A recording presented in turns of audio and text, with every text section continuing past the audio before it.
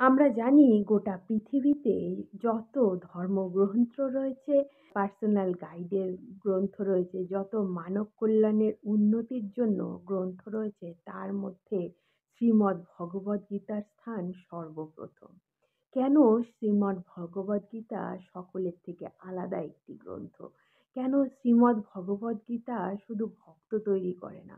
শ্রীমদ্ ভগবদ্গীতাকে বলা হয় আমাদের জীবনের দর্শন আমরা পেতে পারি। কেন শ্রীমদ্ ভগবদ্গীতাকে এই স্থান দেওয়া হয়েছে? শুধু সনাতনবাদী বা ভারতবর্ষেই নয়, ভারতবর্ষের বাইরেও শ্রীমদ্ ভগবদ্গীতাকে অন্য পর্যায়ে দেখা হচ্ছে। বিভিন্ন সায়েন্টিস্টরা, বিভিন্ন সফল ব্যক্তিরা তাদের জীবনে কেন শ্রীমদ্ ভগবদ্গীতাকে প্রাধান্য দিয়েছেন।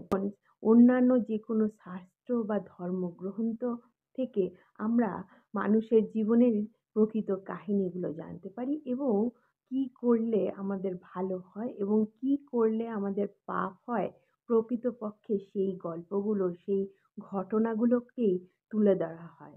যেমন আমাদের বেদ, উপনিষদ, পুরাণ, অন্যান্য পৃথিবীর যে কোনো ধর্মগ্রন্থগুলোর মধ্যেই আমরা কিছু ঘটনা অবলম্বন করে কোনটি পাপ এবং কোনটি করলে আমরা পুণ্য অর্জন করতে পারি, সমাজের জন্য ভালো, পরিবারের জন্য ভালো, আগামী প্রজন্মের জন্য কিছু ভালো হতে পারে, শুধুমাত্র সেই কথাই বলা হয়।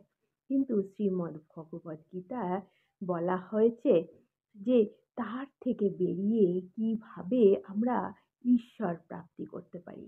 ভালো বা খারাপ যাই কাজ করি না কেন, সেটার মধ্যে আমরা কোনো না কোনোভাবে আমাদের সাবকনশিয়াস মাইন্ডে ভালো বা খারাপ যাই করি না কেন, সেটা কোথাও না কোথাও লিপিবদ্ধ থাকে, কোথাও না কোথাও যেন অন্তর্গত হয়ে থাকে, স্টোর হয়ে থাকে। কিন্তু সেই স্টোর যে হয়ে থাকে ব্যাপারটা, সেই ব্যাপারটা থেকে নিজেদেরকে সম্পূর্ণ মুক্ত করে কিভাবে আমরা ফ্রি হতে পারি, কিভাবে আমরা ফ্রিডম পেতে পারি, আল্টিমেট ফ্রিডম পেতে পারি, কিভাবে এই মায়া, মোহ, মমতা থেকে নিজেদেরকে মুক্ত করে কিভাবে আল্টিমেট ডেস্টিনি পেতে পারি, শুধুমাত্র এই মনুষ্য জীবনে নয়, এবং মনুষ্য জীবনের পরেও এই অবিনশ্বর আত্মার যাতে সদ্গতি হয়, তার একটা পরম দিব্য জ্ঞান দেওয়া হয়েছে এই শ্রীমদ্ ভগবদ্গীতাতে।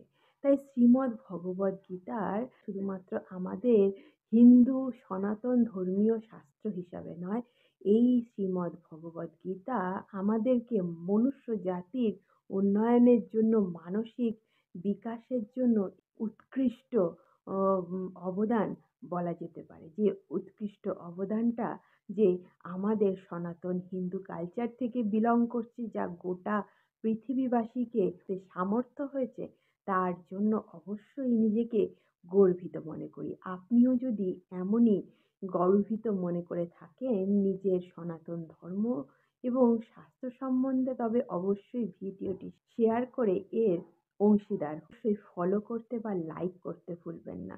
আপনার মূল্যবান সময়ের একটু সময় খরচ করে অবশ্যই একটা কমেন্ট করে জানান ভগবত গীতা সম্বন্ধে আপনার কি মতবাদ।